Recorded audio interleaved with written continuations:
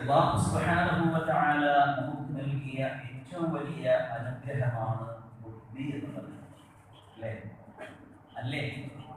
മറ്റു ഇതര ജീവജാലങ്ങളിൽ നിന്ന് മനുഷ്യനെ വേറിട്ട് നിർത്തുന്നതും മനുഷ്യനെ പുരോഗതിയിലേക്ക് എത്തിക്കുന്നതും ബുദ്ധിയാണ്.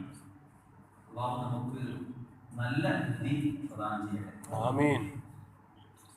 നാം നേടിയെടുത്ത എല്ലാ പുരോഗതിയുടെയും അടിസ്ഥാനം എന്ന് പറയുന്നത് ബുദ്ധിയാണ്. അതുകൊണ്ട് തന്നെ ബുദ്ധിയുള്ള നാം അല്ലാഹു നമുക്ക് നൽകിയ ആ അനുഗ്രഹങ്ങൾക്ക് നമ്മുടെ ബുദ്ധി ഉപയോഗിച്ചുകൊണ്ട് സാധ്യമാകുന്നത്ര നന്ദി രേഖപ്പെടുത്തുക എന്നുള്ളതാണ് ബുദ്ധി. മറിച്ച് റബ്ബ് തആല തന്ന ബുദ്ധിയെ ഉപയോഗപ്പെടുത്തി അതിനെ നശിപ്പിക്കുന്ന, അതിന് അപകടങ്ങൾ വരുത്തുന്ന മദ്യം, മയക്കുമരുന്ന്, പുകവലി പോലെയുള്ള തീർത്തും അപകടങ്ങളായ കാര്യങ്ങൾ സ്വീകരിച്ച് ബുദ്ധിയെയും ശരീരത്തെയും നശിപ്പിക്കുക എന്നത് നിന്ദയാണ്, ധിക്കാരമാണ്, നിഷേധമാണ്. പ്രിയമുള്ളവരെ, നാം എപ്പോഴും ഗുണമുള്ളവയെ തിരഞ്ഞെടുക്കുന്നവരാണ്. ഗുണമില്ലാത്തൊരു സാധനം നമുക്ക് ഇഷ്ടമില്ല, നാം തിരഞ്ഞെടുക്കാറില്ല. നമുക്കറിയാം, നാം ഏതൊരു സാധനം സെലക്ട് ചെയ്യുകയാണെങ്കിലും അതിന്റെ ഗുണമേന്മ ഉറപ്പുവരുത്താറുണ്ട്. ഈടായിട്ടും ഗുണമായിട്ടും നിലവാരമായിട്ടും അതുകൊണ്ടുള്ള ലാഭം ഇതൊക്കെ നമ്മൾ വിലയിരുത്തും. എന്നാൽ എന്തുകൊണ്ട് ഈ നമ്മെ നശിപ്പിക്കുമെന്ന് എല്ലാ അർത്ഥത്തിലും ബോധ്യമുള്ള, ഉറപ്പുള്ള ഈ നശിച്ച വിഷവസ്തുക്കൾ എന്തുകൊണ്ട് ഞാനും നിങ്ങളും തെരഞ്ഞെടുക്കുന്നു എന്ന് നാം ഗൗരവത്തോടെ ചിന്തിക്കേണ്ടതുണ്ട്. പ്രിയമുള്ളവരെ, വിശ്വാസിയെ സംബന്ധിച്ചിടത്തോളം ഇരുവീട്ടിലും ഉപകാരം ലഭിക്കുന്നത് തെരഞ്ഞെടുക്കുക എന്നതാണ് വിശ്വാസികളായ നമ്മുടെ ബാധ്യത. മറിച്ച് നമ്മുടെ ദുനിയാവും ആഖിറവും നഷ്ടപ്പെടുത്തുന്ന, നശിപ്പിച്ചു കളയുന്ന ലഹരി വസ്തുക്കളും അതുപോലെ തന്നെ പുകയുൽപ്പന്നങ്ങളും നാം പൂർണ്ണമായും വെടിയുകയും വർജിക്കുകയും വേണമെന്ന് എന്റെ നഫ്സിനോട് ആദ്യം, ശേഷം നിങ്ങളോട് ഓർമ്മപ്പെടുത്തുകയാണ്. പ്രിയമുള്ളവരെ, ഈ മദ്യവും അതുപോലെ തന്നെ ലഹരി ഉൽപ്പന്നങ്ങളും അതുപോലെ തന്നെ പുകയുൽപ്പന്നങ്ങളും ഒക്കെ ഒരുപാട് വിപത്തുകളാണ് നമുക്കും സമൂഹത്തിനും ഇന്ന് സമ്മാനിച്ചു കൊണ്ടിരിക്കുന്നത്. നോക്കൂ നിങ്ങൾ, അതിൽ നാം വളരെ നിസ്സാരമായി കാണുന്നതും എന്നാൽ അപകടമേറിയതുമായ ഒന്നാണ് പുകവലി എന്നുള്ളത്. മദ്യത്തെക്കാൾ അപകടമാണ് എന്ന് പറഞ്ഞവരുണ്ട്. മഹാനായ കഅവ ഉസ്താദ് തന്റെ അൽ മവാഹിബുൽ ജലിയയിൽ പറയുന്നു, കള്ളാദ്യം ഇസ്ലാമിൽ ഹലാലായി വന്ന് അതുപോലെയും നിളവില്ലടോ ഇതിനന്ന്. മദ്യത്തിന്റെ വിഷയം നോക്കുകയാണെങ്കിൽ ഇസ്ലാമിന്റെ ആവിർഭാവ കാലഘട്ടത്തിൽ അതിന് അനുമതി ഉണ്ടായിരുന്നു പോലും. പിന്നീടാണ് അതിന്റെ വിലക്കുകൾ വന്നത്. പക്ഷേ പുകവലിയുടെ കാര്യത്തിൽ അന്നും ഇളവില്ലാത്ത കാര്യമായിരുന്നു പുകവലി എന്നാണ് നമുക്ക് പറഞ്ഞു തരുന്നത്. അതുകൊണ്ട് കള്ളേ കാളശദ്ദാണെന്ന് ഉലമാക്കളിൽ ചിലർ വ്യക്തമായി പറയുന്നു. അതുകൊണ്ട് മദ്യത്തെക്കാൾ അപകടമാണ് ഇത്തരം പുകവലി ശീലം അല്ലെങ്കിൽ പുകവലിക്കുക എന്ന് ചില പണ്ഡിതന്മാർ വളരെ വ്യക്തമായി പറഞ്ഞിട്ടുണ്ട് എന്നാണ് മഹാനവർ നമുക്ക് പറഞ്ഞിരുന്നത്. പ്രിയമുള്ളവരെ, ഇതൊക്കെയാണ് ഇതിന്റെ കെടുതികൾ.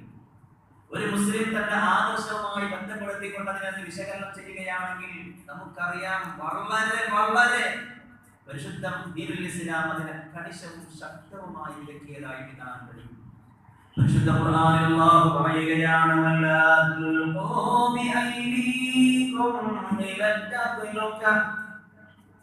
നിങ്ങൾ നിങ്ങളുടെ ശരീരത്തെ നാശത്തിലേക്ക് കൊണ്ടുപോയിടരുത്. ഇവിടെ ഐദീക്കും എന്ന് പറയുന്നത് കരങ്ങളാണ്. പക്ഷെ കരം എന്ന് പറഞ്ഞാൽ ഒരു മനുഷ്യന്റെ ശക്തിയുടെ സിംബലാണ് കൈകൊണ്ട് ഉദ്ദേശിക്കുന്നത്. അതുകൊണ്ടാണ് ശക്തിയുടെ സിംബലായിട്ട് പോസ്റ്ററുകൾ കാണാൻ പറ്റും, കൈകളെ പിടിച്ചിരിക്കുന്നത് കാണാം. അതൊരു മനുഷ്യന്റെ ശക്തിയെ മൊത്തമാണ് സൂചിപ്പിക്കുന്നത്. അപ്പോൾ നിങ്ങളുടെ ശരീരത്തെ നാശത്തിലേക്ക് നിങ്ങൾ വലിച്ചിഴക്കരുത്. ഇത് ഖുർആനിന്റെ ആഹ്വാനമാണ്. പരിശുദ്ധ ഖുർആൻ 2-ാം അധ്യായം 195-ാം വചനത്തിലൂടെ റബ്ബ് തആല പറഞ്ഞു തരികയാ, നിങ്ങൾ നല്ലത് ചെയ്യുവീൻ. ശരീരത്തെ നശിപ്പിക്കുന്ന മാരകവശമുള്ള പുകവലി പോലെയുള്ളതൊന്നും ഉപയോഗിച്ച് ശരീരത്തെ നിങ്ങൾ നശിപ്പിക്കല്ലേ, നിങ്ങൾ നല്ലത് ചെയ്യുവീൻ. ഇന്നല്ലാഹ യുഹിബ്ബുൽ മുഹ്സിനീൻ. അല്ലാഹു ഇഷ്ടപ്പെടുന്നത് സുഹൃതങ്ങൾ ചെയ്യുന്നവരെയാണ്. പുകവലിച്ച് അതുപോലെയുള്ള ശരീരത്തെ നശിപ്പിക്കുന്ന, ശരീരത്തിന് മാരകമായ രോഗങ്ങൾ സമ്മാനിക്കുന്ന, തൊണ്ടയിൽ ക്യാൻസർ ബാധിച്ച് വെള്ളം പോലും ഇറങ്ങാത്ത വിധം പഴുത്ത് വ്രണമായി ബുദ്ധിമുട്ടിക്കുന്ന അത്തരത്തിലേക്ക് ഒരു കാരണമാകുന്ന പുകവലി, ആമാശയത്തെ നശിപ്പിക്കുന്ന, ശരീരത്തിന്റെ പല ഭാഗങ്ങളിലും ക്യാൻസറിന് കാരണമാകുന്ന